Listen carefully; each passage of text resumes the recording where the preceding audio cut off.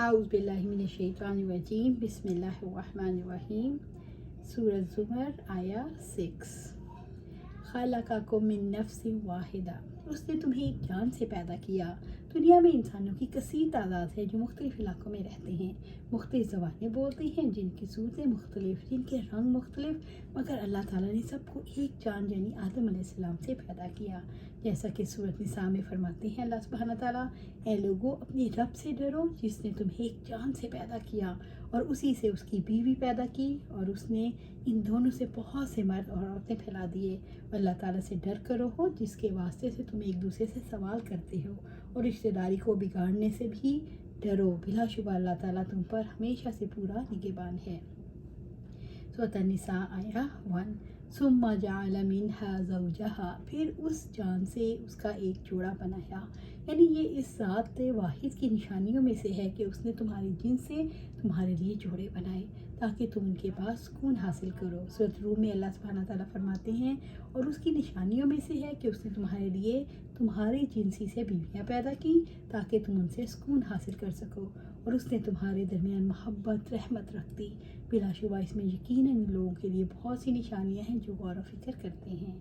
उमर रज़ी अल्लाह ताला अन्हु की सही हदीस है कि अल्लाह ताला ने आदम अलैहिस्सलाम की पुश से बनी आदम की रूहों को निकाला और फिर जन्नती और दोज़ख की रूहों को अलग अलग किया।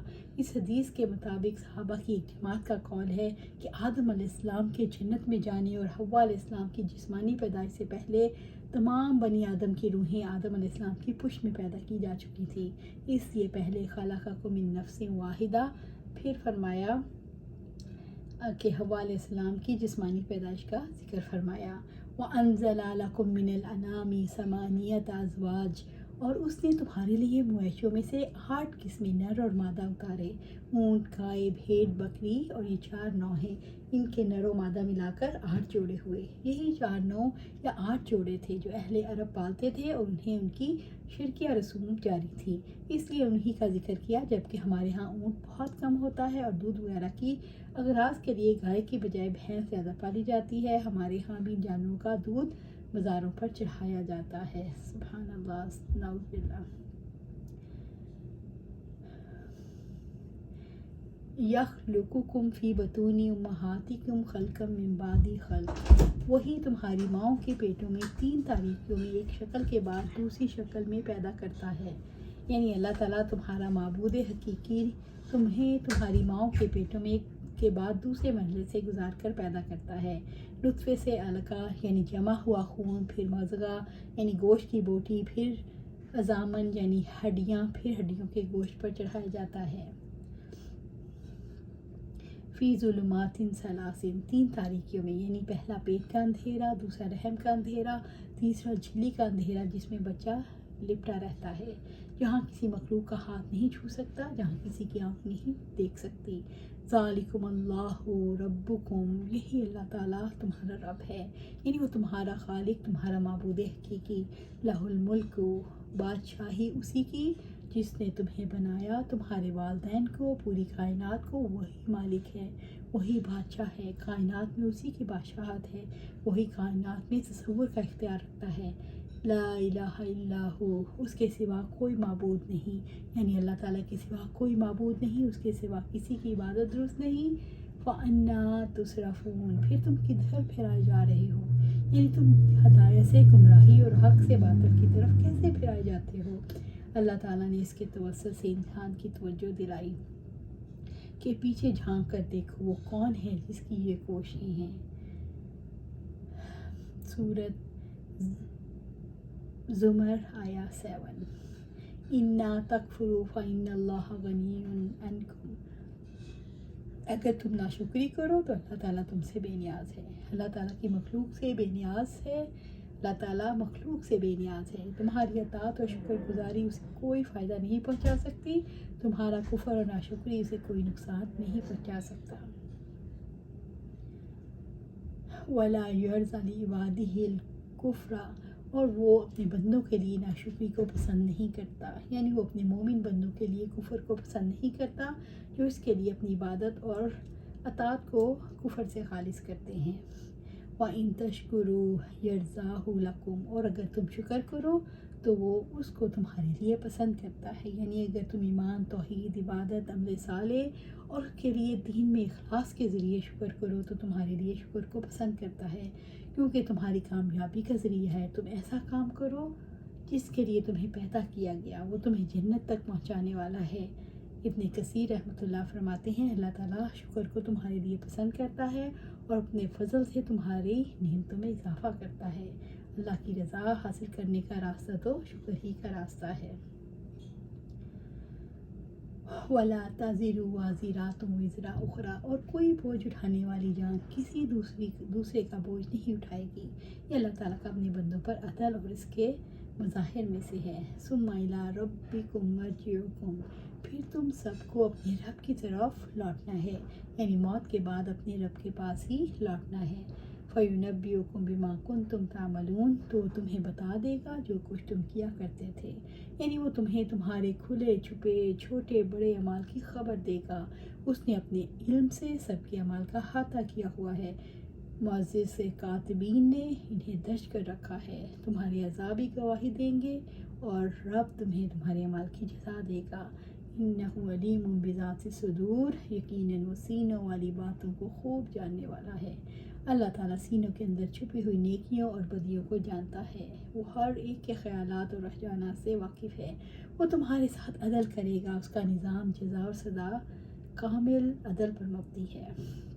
ہر انسان اپنے اعمال کا خود جواب دہ ہے. کوئی بوجھ اٹھانے والا کسی کا بوجھ نہیں اٹھائے گا. اللہ تعالیٰ ہی کی طرف لوٹ کر جانا ہے، یعنی بے فکر رہا کرو.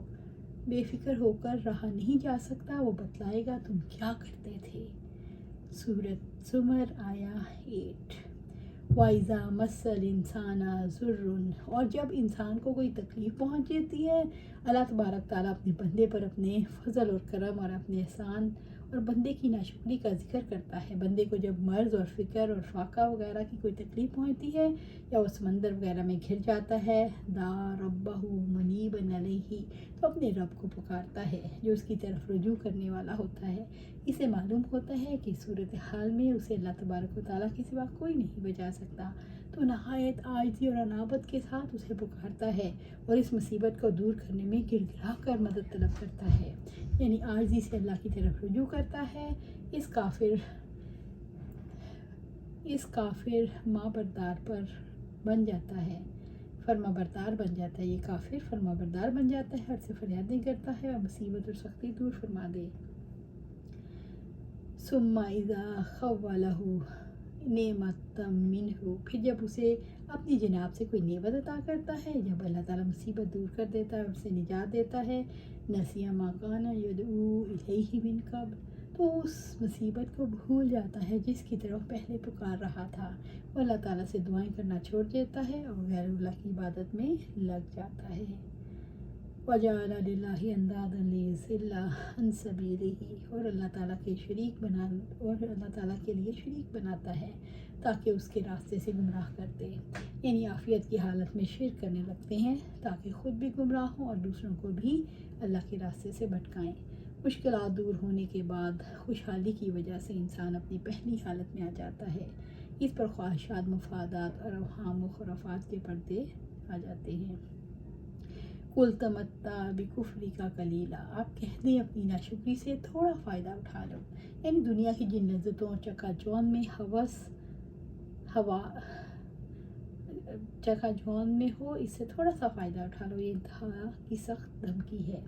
اِنَّكَ مِنْ أَصْحَابِ النَّارِ، یقیناً تم دوزخ والوں میں سے ہو، تمہارا انجام جہنم ہے. اب جتنا جی چاہے نعمتوں سے فائدہ اٹھاؤ، سب کچھ کل تمہارے کام نہیں آئے گا. رب العزت فرماتے ہیں سبحان اللہ. سورۃ زمر آیا 9. امن ہوا قانت، کیا یہ اچھا ہے یا جو شخص مطیع فرمان ہے، جو مطیع ہے، نماز میں خشوع کرنے والا، اپنے رب کی طرف بلانے والا، تو اطاعت کرنے والا، وہ اچھا ہے. انا اللیل ساجدا وقائما، رات کی گھڑیوں میں سجدے کرنے والا، قیام کرنے والا، یعنی جو تہجد گزار ہے، رات کی گھڑیوں میں اپنے رب کی رضا کا امیدوار ہے. یحذر الآخرہ، آخرت سے ڈرتا ہے، جو آخرت میں اپنے رب کے سامنے کھڑا ہونے سے ڈرتا ہے، وَيَرْجُو رحمت ربی، آخرت سے ڈرتا ہے، دوسری طرف وہ رب سے اچھی امیدیں بھی رکھتا ہے۔ عبادت میں خوف اور رجا کا ہونا ضروری ہے۔ کل آپ کہتے ہیں، اے نبی صلی اللہ علیہ وسلم آپ کہہ دیجئے، هل يستوي الذين يعلمون، کیا وہ لوگ جانتے ہیں، وہ برابر ہو سکتے ہیں جو علم رکھتے ہیں؟ عالم تو حق کو پہچانتا ہے، استقامت کا راستہ اختیار کرتا ہے، اس کی اتباع کرتا ہے، اس پر عمل کرتا ہے۔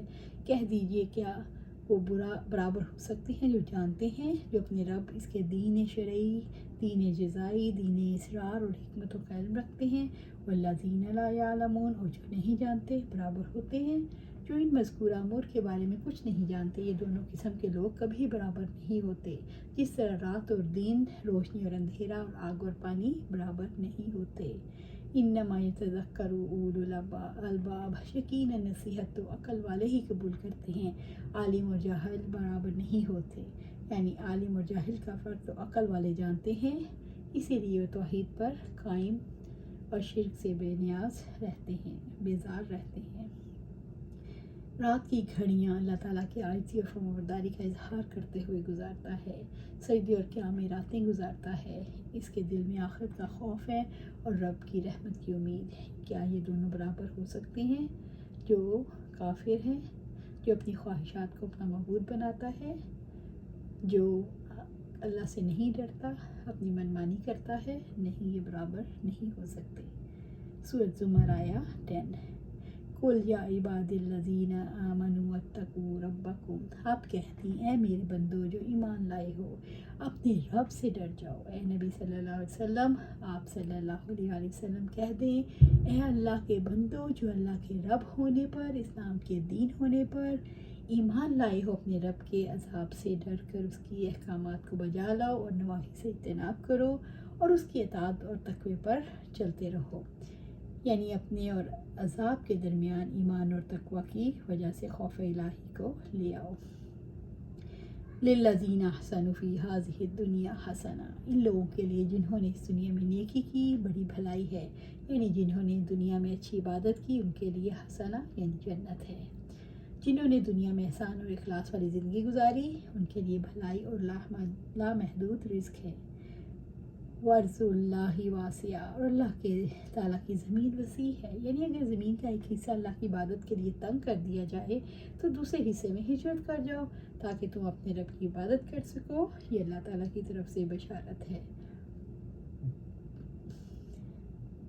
انما یوفی الصابرون اجرهم بغیر حساب، یقیناً صبر کرنے والوں کو ان کا اجر بغیر حساب کے پورا دیا جائے گا، یعنی صبر کرنے والوں کو اللہ تعالیٰ کی اطاعت پر قائم رہتے ہیں، ان کے نواہی سے روکتے ہیں، مصیبت میں جزا و فضا نہیں کرتے، اللہ تعالیٰ کی تکلیف دہ قضا پر قدر پر صبر کرتے ہیں۔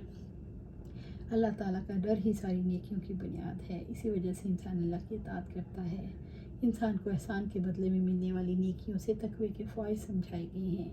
وَأَرْضُ اللَّهِ وَاسِعَةٌ، اس سے ہجرت کی طرف اشارہ کیا گیا۔ اگر انسان کے لیے اپنے وطن میں ایمان اور تقوی پر قائم رہنا مشکل ہو گیا تو وہاں سے ہجرت کر کے ایسے علاقے میں چلا جائے جہاں یہ مشکلات نہ ہوں۔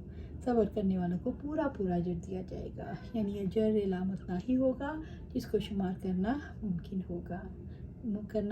نہ ہوگا۔ ایمان اور تقوی کے راستے میں مشکلات پر صبر نہ ہو تو تقوی چھوٹ جاتا ہے، اس لیے صبر کرنا ضروری ہے۔